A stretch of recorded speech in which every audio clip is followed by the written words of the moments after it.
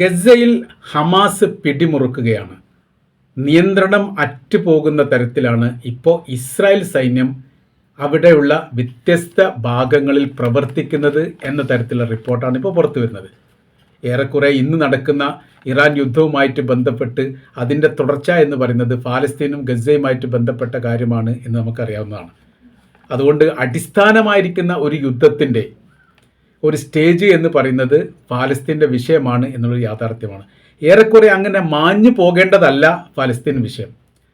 അത് എല്ലാ കാലത്തും സ്ഥായിയായിട്ട് നിലനിൽക്കേണ്ടതും ആ ദേശത്തിന് സ്വാതന്ത്ര്യം കിട്ടേണ്ടതും ഫലസ്തീനികൾ നമ്മളെപ്പോലെ സ്വാതന്ത്ര്യത്തോടു കൂടി ജീവിക്കാൻ അവകാശപ്പെട്ടവരുമാണ്. ഫലസ്തീൻ എന്ന് പറയുന്ന ദേശത്താണ് ഇസ്രായേൽ എന്ന് പറയുന്ന രാജ്യം 1948 സ്ഥാപിക്കപ്പെട്ടത്. നമ്മളിന്ന് ഗസയുടെ വിശേഷങ്ങളാണ് ചർച്ച ചെയ്യുന്നത്. എല്ലാവിധ സപ്പോർട്ടുകളും ചെയ്യണം. സബ്സ്ക്രൈബ് ചെയ്യാത്തവർ അത് ചെയ്തുകൊണ്ട് കാണണം. നിങ്ങളുടെ കമൻറ്റുകൾ രേഖപ്പെടുത്തണം. കാര്യമെന്ന് പറയുന്നത് ഫലസ്തീൻ ഇസ്രായേൽ വിഷയം ഇതൊക്കെ പറയുന്ന സമയത്ത് അമേരിക്ക ഇറാൻ്റെ വിഷയങ്ങളൊക്കെ പറയുമ്പോൾ നല്ലൊരു പക്ഷം ആളുകൾ പല ഘട്ടങ്ങളിലായിട്ട് വിരുദ്ധ ചേരിയിലേക്ക്, അതായത് ഇസ്രായേൽ അമേരിക്കൻ ചേരിയിലേക്ക് നിൽക്കുക എന്നുള്ളത് സ്വാഭാവികമാണ്. ചില കമൻറ്റുകളൊക്കെ നോക്കിയാൽ അറിയാൻ വേണ്ടി പറ്റും. പിന്നീട് സോഷ്യൽ മീഡിയയുമായിട്ട് ബന്ധപ്പെട്ട കാര്യങ്ങൾ നോക്കുന്ന സമയത്ത് ഏറെക്കുറെ ഇസ്രായേലിന് അനുകൂലമായിരിക്കുന്ന അല്ലെങ്കിൽ അമേരിക്കയ്ക്ക് അനുകൂലമായിരിക്കുന്ന യൂറോപ്യൻ നയ നിലപാടുകളെ ശരിവെക്കുന്ന തരത്തിലാണ് അവരുടെ ഭാഗത്തു നിന്ന് സമീപന കാര്യങ്ങളൊക്കെ ഉണ്ടാവാറുള്ളത്. അപ്പോൾ വലിയ സപ്പോർട്ടും അംഗീകാരവും ഇല്ലാതെ നിൽക്കുന്ന സമയത്ത് ഇതൊക്കെ സാരമായിട്ട് ബാധിക്കും. എൻ്റെ ഒരു ചാനൽ തന്നെ പൂട്ടിപ്പോയിട്ടുണ്ട്, ബ്ലോക്ക് ആക്കിയിട്ടുണ്ട്. അതിൻ്റെ കാര്യങ്ങളൊക്കെ ഇങ്ങനെ ഫലസ്തീനുമായിട്ട് ബന്ധപ്പെട്ട വിഷയം ആധികാരികമായിട്ട് സംസാരിക്കുന്നു എന്നതായിരുന്നു അതിൻ്റെ കാരണം. നോക്കാം ഇപ്പോഴത്തെ അവസ്ഥ കാര്യങ്ങളൊക്കെ. ഗസയുടെ വടക്ക് പ്രധാന പാതകളെല്ലാം IDFൻ്റെ നിയന്ത്രണത്തിലാണ് ഇപ്പോഴും. തെക്ക് ഭാഗങ്ങളിൽ ഹമാസിൻ്റെ സ്വാധീനം വലിയ രീതിയിൽ വന്നുകൊണ്ടിരിക്കുന്നു. മധ്യഭാഗം പരസ്പരം ഏറ്റുമുട്ടുന്ന രീതിയിലേക്കാണ് ഇപ്പോഴും നിലനിൽക്കുന്നത്. അഥവാ അവിടെ ഇപ്പോഴും ഏറ്റുമുട്ടൽ നടക്കുന്നുണ്ട് എന്ന് ചുരുക്കം. പകൽ IDF ആണെങ്കിൽ രാത്രി ഹമാസ് ആണ് എന്ന തരത്തിലാണ് ഏറെക്കുറെ ഗസയുടെ ഭരണ സംവിധാന കാര്യങ്ങൾ നീങ്ങുന്നത് എന്ന് ചുരുക്കം. തെക്കൻ ഗാസ, ഖാൻ യൂനിസ്, റഫ പോലെയുള്ള ഭാഗങ്ങളൊക്കെ ഹമാസിൻ്റെ വലിയ നിയന്ത്രണമുണ്ട്. വലിയ നിയന്ത്രണത്തിനപ്പുറമായ രീതിയിൽ അവർ വലിയ സൈനിക പ്രാക്ടിക്കലൊക്കെ നടക്കുന്ന രീതിയിലാണ് കാര്യങ്ങൾ പുറത്തു വരുന്നത്. ഇവിടെ ജനസാന്ദ്രത ഈ വലിയ കൂടുതലുള്ള സ്ഥലമാണ്. ടണൽ നെറ്റ്വർക്കിംഗ് സംവിധാനങ്ങളും വളരെ സജീവമാണ്. അതായത് ഹമാസിൻ്റെ ഓരോ പരിപാടി തന്നെ ടണലുമായിട്ട് ബന്ധപ്പെട്ടാണല്ലോ. അബൂഷ് ആക്രമങ്ങൾ ഇവിടെ സ്ഥിരം പതിവായി മാറിയിരിക്കുന്നു. അബൂഷ് ആക്രമണം എന്ന് പറഞ്ഞാൽ ചെറിയ ഗ്രൂപ്പുകളാക്കി തിരിഞ്ഞുകൊണ്ട് ഒളിപ്പോർ ആക്രമണം നടത്തുക ഹമാസിൻ്റെ കേന്ദ്രങ്ങളിൽ നിന്ന്. അത് കൂടുതൽ ഉണ്ടാവുക രാത്രിയാണ്. അപ്പോൾ മുഖം മറച്ചുകൊണ്ടാണ് അവർ സാധാരണ ആക്രമിക്കാറുള്ളത്, നമുക്കറിയാവുന്നതാണ്. ഈ ഒളിപ്പോർ ആക്രമണത്തെ അതിജീവിക്കുക എന്ന് പറഞ്ഞാൽ ഇസ്രായേലിനെ സംബന്ധിച്ചിടത്തോളം പ്രയാസമാണ്. കാരണം അവരത് പഠിച്ചിട്ടില്ല. ഓപ്പൺ ആയിരിക്കുന്ന ഒരു സൈനിക പ്രാക്ടിക്കലാണ് പല ഘട്ടങ്ങളിലും അമേരിക്കക്കും ഇസ്രായേലിനും ലഭിക്കുന്നത്.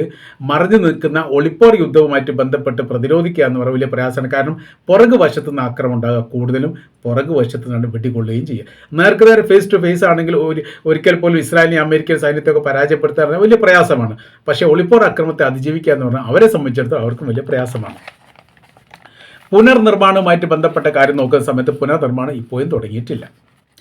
UN-ൻ്റെയും റെഡ് ക്രസൻറ്റിൻ്റെയും നേതൃത്വത്തിൽ താൽക്കാലികമായിരിക്കുന്ന ഷെൽട്ടറുകളിൽ ഭക്ഷണവും മരുന്നും വെള്ളവും എത്തിക്കുന്നു.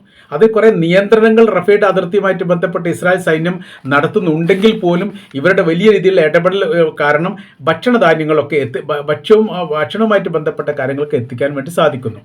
വിദ്യാഭ്യാസവുമായിട്ട് ബന്ധപ്പെട്ട കാര്യങ്ങൾ പറയുന്ന സമയത്ത് ടെൻറ്റുകളിൽ ക്ലാസ്സുകൾ നടക്കുന്നു ചെറിയ തരത്തിൽ. അതായത് സ്കൂൾ പരമാവധി 85% വിദ്യാഭ്യാസ മേഖല അതിൽ ഈ LKG മുതൽ LKG സ്കൂള്, പിന്നീട് അതിൻ്റെ മേലോട്ടുള്ള വിദ്യാഭ്യാസ സ്ഥാപനങ്ങൾ, യൂണിവേഴ്സിറ്റികൾ എല്ലാം തകർക്കപ്പെട്ടിട്ടുണ്ട്. അപ്പോൾ വിദ്യാഭ്യാസം മുന്നോട്ട് കൊണ്ടുപോകാൻ വലിയ പ്രയാസമാണ്. ടെൻറ്റുകളിൽ വെച്ച് താൽക്കാലിക ക്ലാസ്സുകളും ഓൺലൈൻ ക്ലാസ്സുകളും നടക്കുന്നു. വൈദ്യുതി ഇൻ്റർനെറ്റ് പൂർണ്ണമായിട്ട് ഒരു രൂപത്തിലാകാത്തത് കൊണ്ട് ഓൺലൈൻ അങ്ങനെ സ്ഥിരമായ രീതിയിൽ നടക്കുന്ന രീതിയിലല്ല, ഒറ്റപ്പെട്ട രീതിയിലൊക്കെയാണ്. ഓൺലൈൻ എപ്പോഴാണ് വരിക ആ സമയത്ത് ക്ലാസ് നടക്കുന്നു. ആ തരത്തിലേക്ക് മാറിയിരിക്കുന്നു ഓട്ടോമാറ്റിക്കായിട്ട് ഗസക്കാർ എന്നുള്ളത്. ഗാസ സിറ്റി, ഖാൻ യൂനിസ്, റഫ, ദയാൽ ബല എന്ന് പറയുന്ന സ്ഥലം, ജബലിയ പോലെയുള്ള സ്ഥലങ്ങളിൽ ഇത് വലിയ രീതിയിൽ പ്രകടമാണ് എന്നുള്ളതാണ്. കാരണം ഈ മേഖല കേന്ദ്രീകരിച്ചുകൊണ്ടാണ് ഏറ്റവും കൂടുതൽ വിദ്യാഭ്യാസ സ്ഥാപനങ്ങളൊക്കെ പ്രവർത്തിച്ചിരുന്നത്. അതൊക്കെ ഏറെക്കുറെ പൂട്ടിപ്പോയിരിക്കുന്നു എന്ന് മാത്രമല്ല, വിഷയം എന്ന് പറഞ്ഞിട്ടാണെങ്കിൽ തകർക്കപ്പെട്ടിരിക്കുന്നു കൂടുതലും പിന്നീട് പ്രവർത്തിക്കുന്നിടത്ത് അഭയാർത്ഥി ക്യാമ്പായിട്ട് പ്രവർത്തിക്കുകയും ചെയ്യുന്നു. റഫ, ഖാൻ യൂനിസ് ഇവിടെ വലിയ തിരക്ക് ഇപ്പോഴും അനുഭവപ്പെടുന്നു. അതിൻ്റെ കാര്യം എന്ന് പറഞ്ഞാൽ ആളുകൾ ഏറ്റവും തിങ്ങിക്കൂടിയിരിക്കുന്ന പ്രദേശങ്ങളിൽ പെട്ടതാണ് ഈ ഭാഗങ്ങൾ.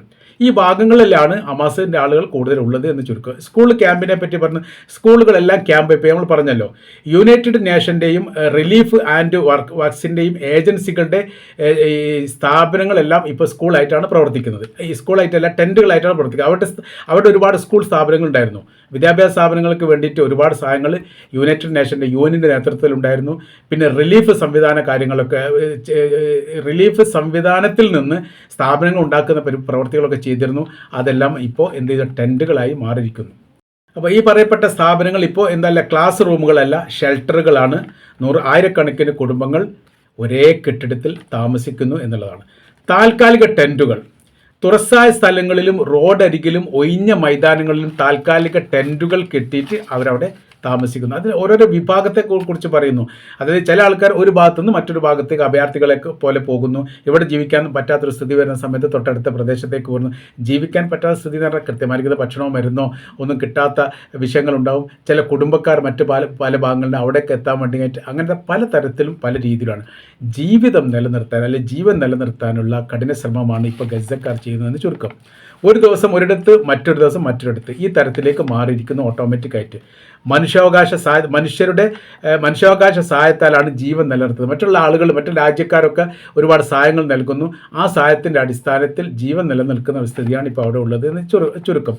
ജോലിക്ക് പകരം സഹായത്തെ ആശ്രയിച്ച് ജീവിക്കുന്നു. അതായത് അവിടെ ഇപ്പോൾ നല്ലൊരു ശതമാനം ആളുകൾ ജോലിക്കൊന്നും പോകുന്നില്ല. ജോലിക്ക് പോകാതിരിക്കാനുള്ള ഒരുപാട് കാരണങ്ങളുണ്ട്. ഗസയുടെ അതിർത്തി കടന്ന് വേണം ഈജിപ്തിലേക്കോ മറ്റോ ജോലിക്ക് പോകാൻ. ഇസ്രായേലിൻ്റെ അകത്തും ജോലി ചെയ്തിരുന്നു ഗസക്കാരായിരിക്കുന്ന ഫലസ്തീൻ. അവർക്ക് പ്രത്യേക ഐഡൻറ്റി കാർഡൊക്കെ ഉണ്ടായിരുന്നു. അങ്ങനെ ഇസ്രായേൽ പ്രവർത്തിക്കുന്ന ഫാക്ടറികൾ, ഓഫീസ് സ്ഥാപനങ്ങൾ, അങ്ങനത്തെ ബന്ധപ്പെട്ട ബാങ്ക് പോലെയുള്ള സംവിധാനങ്ങളിലൊക്കെ ഈ ഫലസ്തീനികൾ ജോലി ചെയ്തിരുന്നു. അപ്പോൾ പ്രശ്നം ഉണ്ടായ സമയത്ത് ഫലസ്തീനികൾ അപ്പാടെ ജോലിയിൽ നിന്ന് പിരിച്ചുവിടപ്പെട്ടു. പിന്നീട് യുദ്ധവും കാര്യങ്ങളൊക്കെ വന്ന സമയത്ത് ഇപ്പോൾ ഗസയിൽ നിന്ന് ഒരു ഫലസ്തീനിക്ക് പുറത്ത് പോകാൻ വേണ്ടി പറ്റില്ല. പുറത്ത് പോയാലോ അവർക്ക് തിരിച്ചകത്തേക്ക് വരാൻ പറ്റില്ല. ആ ഒരു കരാർ വ്യവസ്ഥ ഇപ്പോഴും പൂർണ്ണമായിട്ടില്ല എന്ന് ചുരുക്കം. അതിൻ്റെതായിരിക്കുന്ന പ്രയാസം ഫലസ്തീനികൾ അനുഭവിക്കുന്നു. അപ്പോൾ ഇസ്രായേൽ അല്ലാത്ത പിന്നെ ഈ ജോലി ചെയ്യേണ്ട സ്ഥലം ഈജിപ്താണ്. ഈജിപ്തിലേക്ക് പോകുന്ന സമയത്ത് ഇതേ വിഷയം തന്നെയാണ്. അപ്പോൾ ഇപ്പോഴത്തെ അവസ്ഥ എന്ന് പറഞ്ഞാൽ ജോലി ചെയ്ത് ജീവിക്കുക എന്നുള്ള ഒരു സ്ഥിതിയിലും സാഹചര്യത്തിലും ഇപ്പോൾ ഗസക്കാരില്ല. പകരം അവിടെ നടക്കുന്ന സംഭവം ജീവൻ നിലനിർത്താൻ വേണ്ടി മറ്റ് രാജ്യങ്ങൾ നൽകുന്ന ഭക്ഷ്യധാന്യങ്ങൾ ഈ കഴിച്ചുകൊണ്ട് ജീവിക്കുന്ന ഒരു സ്ഥിതി വിശേഷം മാത്രമേ ഉള്ളൂ. വിദ്യാഭ്യാസമോ മറ്റ് സംവിധാനങ്ങളോ നിലവിലെ സാഹചര്യത്തിൽ ഇല്ലാത്ത ഒരു സാഹചര്യം തന്നെയാണ് നിലനിൽക്കുന്നത് എന്ന് ചുരുക്കം. 22 ലക്ഷം ആളുകളാണ് ഇപ്പോൾ പാലസ്തീനിലുള്ളത്. 70 മുതൽ 80% ആളുകൾക്കും വീടുകൾ നഷ്ടപ്പെട്ടു. കണക്ക് പറയുന്നത് ഇങ്ങനെയാണ്: 4 മുതൽ 7 ലക്ഷം വരെ പാതി തകർന്ന വീടുകളിലും ഇപ്പോൾ ആളുകൾ താമസിക്കുന്നു. ടെൻറ്റിൽ താമസിക്കുന്ന 8 മുതൽ 10 ലക്ഷം പേർ, ഷെൽട്ടറിൽ താമസിക്കുന്ന 5 മുതൽ 7 ലക്ഷം പേർ, വീടുകളിൽ താമസിക്കുന്ന 4 മുതൽ 7 ലക്ഷം പേർ. വീടുകൾ എന്ന് പറഞ്ഞാൽ പൂർണ്ണമായിരിക്കുന്ന വീടുകൾ എന്നല്ല. ഒരു റൂമാണ് തകർക്കപ്പെട്ടതിൽ ഒരു റൂമാണ് ശേഷിപ്പ് എങ്കിൽ ആ റൂമിൻ്റെ അകത്ത് കുടുംബം മുഴുവൻ താമസിക്കുന്ന സ്ഥിതികൾ. ടണലുകൾ സജീവമാണ്. പിന്നെ ഹമാസിനെ കുറിച്ച് പറയുന്നത് ടണലുകൾ സജീവമാണ്. 10,000 മുതൽ 30,000 ഇസ്രായേലി സൈന്യരും ഗസയിലുണ്ട്. എന്നാൽ ആ ഇടയ്ക്കിടയ്ക്ക് അവരുടെ എണ്ണം കുറയുന്നുണ്ട്. എണ്ണം കുറയാന്ന് പറഞ്ഞിട്ടാണെങ്കിൽ അവർ അവിടെ പിൻവലിപ്പിക്കുന്നുണ്ട്. ഈ ലെബനാനുമായിട്ട് ബന്ധപ്പെട്ട വിഷയം ഉണ്ടായ സമയത്ത് നല്ലൊരു ശതമാനം ഗസയുടെ അതിർത്തിയിൽ നിന്ന് അങ്ങോട്ട് പോയിട്ടുണ്ട്. അങ്ങോട്ട് പോയത് അറിയാത്ത രഹസ്യമായ രീതിയിലാണ് പോയത്. കാര്യം എന്ന് വെച്ചാൽ ഇവിടെ സൈനികർ കുറവുണ്ട് എന്ന് മനസ്സിലാക്കിയാൽ ഹമാസ് ആക്രമിക്കാൻ സാധ്യതയുണ്ട്. അങ്ങനെ വരുന്ന സമയത്ത് ഇവരുടെ നിലനിൽപ്പിനെ സാരമായിട്ട് ബാധിക്കും. അപ്പോൾ എന്ത് ചെയ്തു? ഇത് രഹസ്യമായിട്ട് അങ്ങോട്ട് ഈ ലെബനാൻ അതിർത്തിയിലേക്ക് പോയി. പക്ഷേ സാറ്റലൈറ്റ് ചിത്രങ്ങൾ, ഏതോ ഒരു സാറ്റലൈറ്റ് ചിത്രം ഇങ്ങനെ കുറച്ച് ആൾക്കാർ പോകുന്നതും വരുന്നതും ഒക്കെ നിരീക്ഷണം നടത്തിയ സമയത്ത് ഇവിടെ നിന്നാണ് പോയത് എന്ന് മനസ്സിലായി. അതായത് ഇപ്പോൾ പറയുന്നത് 10,000 മുതൽ 30,000 വരെ ഇസ്രായേൽ സൈന്യർ ഇവിടെ ഉണ്ട് എന്ന് പറയുന്ന സമയത്ത് ഈ കരാർ വ്യവസ്ഥ വരുന്ന സമയത്ത് ഗസയുമായിട്ട് 1-2 കരാർ വ്യവസ്ഥ ഒക്കെ വന്ന സമയത്ത് ഫസ്റ്റ് കരാർ വ്യവസ്ഥയോട് അനുബന്ധിച്ച് ഏകദേശം 10,000 മുതൽ 60,000-ഓളം ഇസ്രായേൽ സൈന്യർ അവിടെ ഉണ്ടായിരുന്നു. പിന്നീട് അവർ കുറഞ്ഞിട്ടാണ് ഇപ്പോൾ 30,000 വരെ എന്ന് പറയുന്നത്. അപ്പോൾ ഇപ്പോഴത്തെ വിഷയം എന്ന് പറഞ്ഞാൽ ഒറ്റപ്പെട്ട ഏറ്റുമുട്ടൽ ഇപ്പോഴും നടക്കുന്നു. പ്രത്യേകിച്ച് രാത്രി കാലങ്ങളിൽ മരണങ്ങൾ നടക്കുന്നു. അങ്ങനത്തെ പല സംഭവങ്ങളും റിപ്പോർട്ട് ചെയ്യുന്നു. കരാർ വ്യവസ്ഥ പ്രകാരം 500-ലധികം തവണയെങ്കിലും കരാർ ലംഘിക്കപ്പെട്ടിട്ടുണ്ട് ഇസ്രായേൽ എന്നാണ് റിപ്പോർട്ട്. അതിൽ 500-ലധികം ആളുകൾ കൊല്ലപ്പെടുകയും ചെയ്തിട്ടുണ്ട്. പരിക്കേറ്റവർ വേറെയും. അത്യാവശ്യത്തിന് മനുഷ്യൻ്റെ ജീവൻ നിലനിൽക്കാനുള്ള ഭക്ഷണം, മരുന്ന്, കുടിവെള്ളം പോലെയുള്ള സംവിധാനങ്ങൾ മാത്രമാണ് റഫ അതിർത്തിയിലൂടെ കാര്യമായിട്ട് എത്തുന്നത്. തൊഴിലുമായിട്ട് ബന്ധപ്പെട്ട വിഷയത്തെക്കുറിച്ച് നമ്മൾ പറഞ്ഞു. ജീവിതോപാധിയുമായിട്ട് ബന്ധപ്പെട്ട വിഷയം വളരെ സങ്കീർണമാണ്. സാമ്പത്തികമായി ബാങ്കിലൊക്കെ സേവിംഗ് ഉള്ള പണം കൊണ്ട് ജീവിക്കുന്നവരും പിന്നെ അതോടൊപ്പം തന്നെ ബന്ധുക്കൾ സഹായിച്ച് ജീവിക്കുന്നവരും ആ തരത്തിലേക്കാണ് ആ രാജ്യത്തിൻ്റെ, ആ ദേശത്തിൻ്റെ മൊത്തം അവസ്ഥ എന്ന് ചുരുക്കം. അപ്പോൾ ഇസ്രായേലിനെ സംബന്ധിച്ചിടത്തോളം അവരിപ്പോഴും ഹമാസിനെ തെരയുന്നുണ്ട്. ഇപ്പോൾ ഇതിൻ്റെ അടുത്ത് തന്നെ ഒരു വെടിവെപ്പുണ്ടായി. അതിലൊരു ഹമാസിൻ്റെ സൈനിക മേധാവിയോ സൈനികരുമായിട്ട് ബന്ധപ്പെട്ട ഒരാൾ കൊല്ലപ്പെട്ട വിവരങ്ങളൊക്കെ പുറത്തു വരുന്നുണ്ട്. ഒറ്റപ്പെട്ടതാണ്. ഇതിനിടയിൽ 3 സൈനികർ തങ്ങൾക്ക് നഷ്ടപ്പെട്ടിട്ടുണ്ട് എന്ന് ഇസ്രായേൽ പറയുന്നു. എന്നാൽ 3 ഒരുപാട് സൈനികർ നഷ്ടപ്പെട്ടിട്ടുണ്ട് എന്നാണ് ഹമാസ് പറയുന്നത്. ഇപ്പം ഹമാസ് എന്ന് പറയുന്നത് അല്ലെ ഗസ എന്ന് പറയുന്നത് പ്രധാനമായിരിക്കുന്ന വാർത്ത അല്ലാത്തത് കൊണ്ടും ഇറാൻ വലിയ പ്രാധാന്യമുള്ള വാർത്ത ആയതുകൊണ്ടും ഇവിടെ നടക്കുന്ന സംഭവങ്ങൾ അറിയുന്നില്ല എന്ന് ചുരുക്കം. അഥവാ അന്താരാഷ്ട്ര സൈനികരെ നിയമിച്ചുകൊണ്ട് ആ മേഖല സുരക്ഷിതമാക്കണമെന്ന് തീരുമാനിക്കുകയും അവിടേക്ക് ഇന്തോനേഷ്യയും പാകിസ്ഥാനും അടക്കമുള്ള സൈനികരെ അയക്കും എന്നൊക്കെ പറഞ്ഞിരുന്നു. പിന്നീട് അത് പൂർണ്ണമായിട്ടില്ല. അതിൻ്റെ കാര്യം എന്ന് പറഞ്ഞാൽ ഈ പാകിസ്ഥാൻ്റെ അകത്ത് നല്ലൊരു ശതമാനം ഷിയാക്കൾ ഉണ്ടാകുന്ന സമയത്ത് തന്നെ അവരെ എതിർപ്പ് അവഗണിച്ചുകൊണ്ട് ഇങ്ങോട്ട് സൈന്യത്തെ അയക്കുന്ന സമയത്ത് അതിൻ്റേതായിരിക്കുന്ന പ്രയാസം ഭരണരംഗത്ത് ഇപ്പോഴത്തെ ഭരണാധികാരി സൈനിക് കമാൻഡറായിരിക്കുന്ന അസീം മുനീർ വരെ അനുഭവിക്കും എന്ന് അവർക്ക് തിരിച്ചറിവുണ്ടായതിൻ്റെ അടിസ്ഥാനത്തിലാണ് അവർ പതുക്കെ അത് സൈലൻ്റ് ആക്കിയത്. പിന്നീട് ഇന്തോനേഷ്യ പോലുള്ള മറ്റുള്ള രാജ്യങ്ങൾ വളരെ എളുപ്പത്തിൽ ഗസയിലേക്ക് സൈനിക സംവിധാനത്തെ അയച്ചു കഴിഞ്ഞുള്ള പ്രശ്നം എന്ന് പറയുന്നത് അവിടെ ഇപ്പോൾ യുദ്ധഭൂമിക തന്നെയാണ്. സൈനികർക്ക് പോലും സുരക്ഷിതമില്ലാത്തൊരു സ്ഥിതിവിശേഷം വരും. അത് രാജ്യത്തിൻ്റെ അകത്ത് വലിയ രീതിയിൽ എതിർപ്പും പ്രശ്നങ്ങളും ഉണ്ടാവും. അതിനെ അതിജീവിക്കാൻ സാധിക്കാത്തൊരു സ്ഥിതിവിശേഷം വരും എന്ന് ഭയപ്പെടുന്നു. അപ്പോൾ നമ്മൾ പറഞ്ഞു വരുന്ന വിഷയം എങ്ങനെയാണ്? ഗസ എന്ന് പറയുന്ന ദേശം ഇപ്പോഴും സ്വതന്ത്ര ദേശത്തിൻ്റെ ഭാഗമായിട്ടില്ല. അവിടെ ഇപ്പോഴും ഇസ്രായേലിൻ്റെ സമ്പൂർണ്ണമായിരിക്കുന്ന അധിനിവേശമില്ല.